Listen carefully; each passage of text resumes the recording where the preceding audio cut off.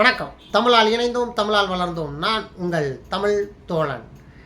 So இன்றைக்கி Sunday அப்படின்னாலே Sunday science மாணவர்களுக்காக ஒரு பிரத்யேக காணொளி பதிவு தான் நம்மளுடைய பதிவு.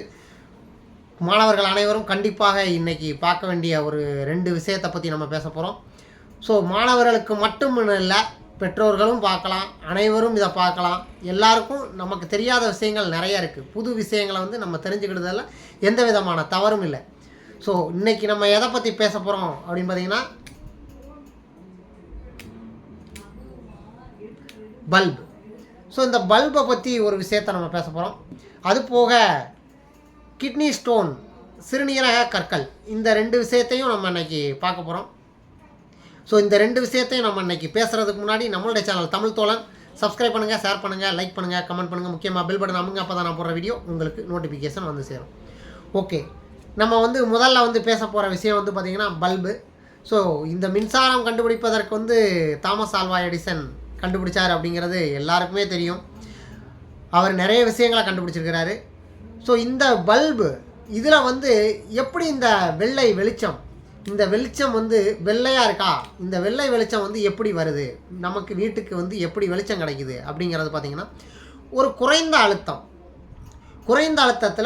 அழுத்தத்தில் ஆவியினுடைய மின் இறக்கம் இதுக்குள்ளே இருக்கும்.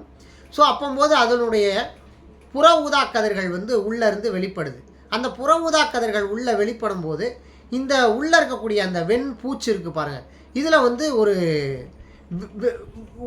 புற ஊதா கதிர்கள் வெளியில் வராமல் அதுக்கு ஒரு வெண்பூச்சு பூசுவாங்க. அந்த மேற்பூச்சு பூசும்போது அதனுடைய அந்த புற ஊதா கதிர்கள் உள்ளே பட்டு அது மூலமாக அந்த வெள்ளை இதில் பட்டு அந்த எதிரொலி தான் நமக்கு வெளிச்சமாக வருது. அதுதான் அந்த ஒளிர்வு பொருட்கள் மூலமாக வெளியில் ஒளிருது. நம்ம உள்ளே இருக்கக்கூடிய அந்த புற ஊதா கதிர்களை நம்மளால் கண்ணால் பார்க்க முடியாது. ஸோ இதுதான் இந்த குழல் பல்பு அப்படின்னு சொல்லுவாங்க. ஸோ இதுதான் பல்பு. ஸோ பல்பு வெளிச்சத்தில் நம்ம எவ்வளோ அழகாக இருக்கும், பிரைட்டாக இருக்கும். ஸோ நிறைய விஷயங்கள் நம்மெல்லாம் படிக்கிற காலத்தில் மண்ணெண்ணெய் விளக்கெல்லாம் வச்சு படித்த காலங்கள் உண்டு, தெருவில் ஸ்ட்ரீட் லைட்டில் படித்த காலங்கள் உண்டு. ஸோ இன்றைக்கி எவ்வளோ தான் லைட்டு போட்டாலும் நம்ம ஆளுங்க படிக்கிறது கம்மியாக இருக்குது. ஸோ குழல் பல்பு. ஸோ இந்த பல்பை பற்றி தெரிஞ்சுக்கோங்க.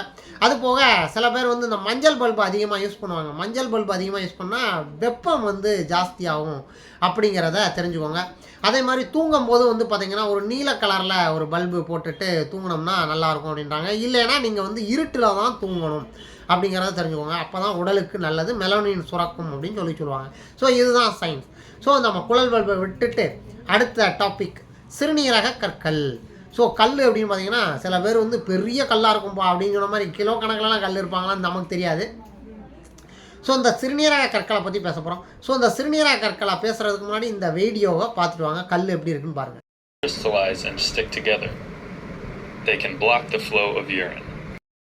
ஸோ கல் எப்படி இருக்குன்னு பார்த்தீங்க. அந்த கல் பார்த்தீங்கன்னா நம்மளுடைய உடம்புக்குள்ளே கிட்னியில் இருக்குதுன்றாங்க. ஸோ இந்த கல் எப்படி உருவாகுது அப்படின்னு பார்த்தீங்கன்னா, நம்ம சாப்பிடக்கூடிய உணவுப் பொருட்கள் மற்றும் குடிக்கக்கூடிய நீர் இதில் பார்த்திங்கன்னா magnesium, calcium, phosphate, oxalate, urea அப்படிங்கிற அந்த உப்புக்கள் இருக்குது. ஸோ அளவுக்கு அதிகமாக சேரக்கூடிய உப்புக்களை என்ன ஆகுது அப்படின்னா சிறுநீர் மூலமாக உடம்பு வெளியேற்றி தள்ளிடுது. ஆனால் அப்படி வெளியேற்றி தள்ளினதுக்கப்புறம் எப்படிப்பா சிறுநீராக கல் வருது அப்படின்னு கேட்டிங்கன்னா, நம்ம உடம்புல அளவுக்கு அதிகமான உப்புக்கள் சேரும்போது இந்த நம்ம தேவையில்லாத கூல்ட்ரிங்க்ஸு இந்த மாதிரி சில விஷயங்கள் சாப்பிடுறது, இதெல்லாம் தண்ணி சரியாக குடிக்காமல் இருக்கிறது, வெயில் காலத்தில் அதிகமாக நீர் தேவைப்படும் உடம்புக்கு, அந்த நேரத்தில் குடிக்காமல் இருக்கிறது. ஸோ அது மாதிரி வெப்பம் சார்ந்த தொழில்களில் வேலை பார்க்குறவங்க இவங்களுக்கெல்லாம் இந்த கிட்னி ஸ்டோன் உருவாகும். ஸோ அந்த கிட்னி ஸ்டோன் பார்த்தீங்கன்னா உடம்புல ஒரு ப்ரோஸ்டேட் சுரப்பி அப்படின்னு சொல்லி ஒரு சுரப்பி இருக்குது. அது மூலமாக அது வீங்கி இதாகும். அது போக பார்த்திங்கன்னா நமக்கு ஒரு செயல் உடம்புல ஒரு செயல் குறைபாடு, ஒரு செயலியல் குறைபாடு வரும், இல்லைனா ஒரு தொற்று நோய் வரும். அந்த தொற்று நோய் வரும்போது நமக்கு மாத்திரை மருந்துகள்லாம் எடுக்கிறதுனால கூட இந்த சிறுநீரக கற்கள் உருவாக வாய்ப்பு உண்டு அப்படிங்கிறத தெரிஞ்சுக்கோங்க. ஸோ இந்த உப்பு அதிகமாக இருக்கும்போது என்ன ஆகும் அப்படின்னா, அனைத்தையும் சிறுநீரகம் மூலமாக வெளியேறாமல் சில உப்பு படிகங்கள் வந்து நம்மளுடைய அந்த நுண் உறுப்புகளில் வந்து இருக்கும். அதுவும் வந்து பார்த்திங்கன்னா நம்மளுடைய அந்த சிறுநீரக இதெல்லாம் பார்த்திங்கன்னா வந்து ஒரு ஃபில்டர் மாதிரி, அந்த ஃபில்டர் வந்து அப்படியே ஃபில்ட்ரு பண்ணி அந்த இடத்துல வந்து கல் உருவாயிரும் அப்படிங்கிறத தெரிஞ்சுக்கோங்க. அது மாதிரி பாராதைராய்டு சுரப்பின்னு ஒரு சுரப்பி இருக்குது. ஸோ அந்த பாராதைராய்டு சுரப்பி வந்து பார்த்தோமோன் அப்படின்றாங்க. ஸோ அந்த பாராதைராய்டு இந்த மாதிரி இதனால் கூட ரத்தத்தில் உள்ள கால்சியம் அளவு அதிகரிக்கும் போது இந்த சிறுநீரக கற்கள் வந்து அதிகமாக சிறுநீரகம் மற்றும் சிறுநீரக பையில் அந்த உறுப்புகளில் அது வந்து படியும் அப்படின்றான். அதுக்கு வந்து இங்கிலீஷில் வந்து பார்த்திங்கன்னா ரீனல் கால்குலி அப்படின்றான். என்னப்பா கால்குலி அப்படின்ற மாதிரி கால்குலி அப்படின்றாங்க. ஸோ இதுதான் வந்து பார்த்திங்கன்னா சிறுநீரகக்கல். ஸோ நம்ம ஆளுங்க வந்து நிறையா கூல்ட்ரிங்க்ஸு, தேவையில்லாத உப்பு, ஏன்னா உப்பு அது இருந்தால் தான் வந்து அந்த திரவம் வந்து கெட்டு போகாமல் இருக்கும். அப்படிங்கும்போது அவங்க நிறைய உப்பு, பாஸ்பேட்டு, கால்சியம் எல்லாமே சேர்ப்பாங்க. ஸோ அதெல்லாம் வந்து இது பண்ணும்போது நமக்கு வந்து உடலில் வந்து கிட்னி ஸ்டோன் உருவாகும் அப்படிங்கிறத தெரிஞ்சுக்கோங்க. அதே மாதிரி புரோட்டீன் அதிகமான ஃபுட்டு எடுத்துக்கிறதும் கூட கிட்னி ஸ்டோனுக்கு வழிவகுக்கும் அப்படின்றாங்க.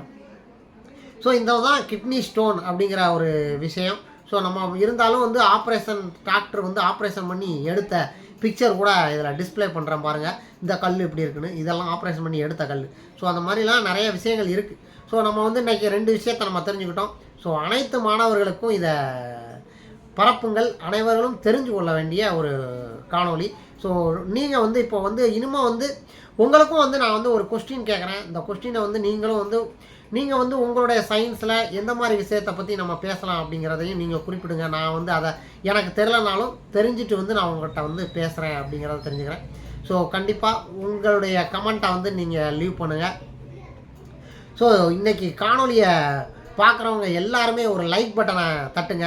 அது மாதிரி பட்டனை கிளிக் பண்ணிவிட்டு ஒரு கமெண்ட் உங்களால் முடிஞ்சது நான் பார்த்தேன் அப்படிங்கிறத வந்து அட்லீஸ்ட் ஓகே சூப்பர் அப்படின்னு சொல்லி எல்லாரும், அதாவது நீங்கள் என்ன கொடுக்குறீங்களோ அதை தான் இந்த உலகத்தில் பெறுவீங்க. நீங்கள் எனக்கு வந்து சூப்பர் கொடுத்தீங்கன்னா அதே மாதிரி உலகத்தில் எங்கேயோ ஒரு இடத்துல நீங்கள் வேலை பார்க்கும்போது உங்களை ஒரு 4 பேர் சூப்பர் அப்படிம்பாங்க. ஸோ அதை தான். ஸோ நம்ம என்ன கொடுக்குறோமோ அது நமக்கு கிடைக்கும், திரும்ப கிடைக்கும். மிக்க நன்றி. இதை மாணவர்கள் அனைவருக்கும் பயிலுங்கள். மிக்க நன்றி. உங்கள் தமிழ் தோழன்.